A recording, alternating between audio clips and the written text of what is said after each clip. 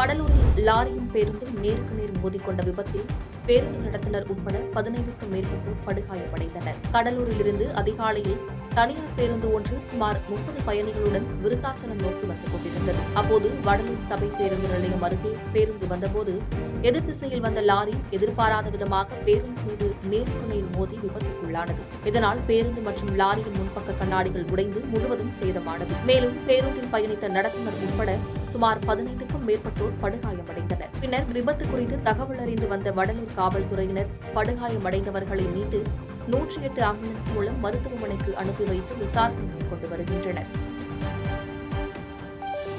பாதகம் செய்பவரை கண்டால் நாம் பயங்கொள்ளலாகாது பாப்பா, மோதி மிதித்து விடு பாப்பா, அவர் முகத்தில் உமிழ்ந்து விடு பாப்பா.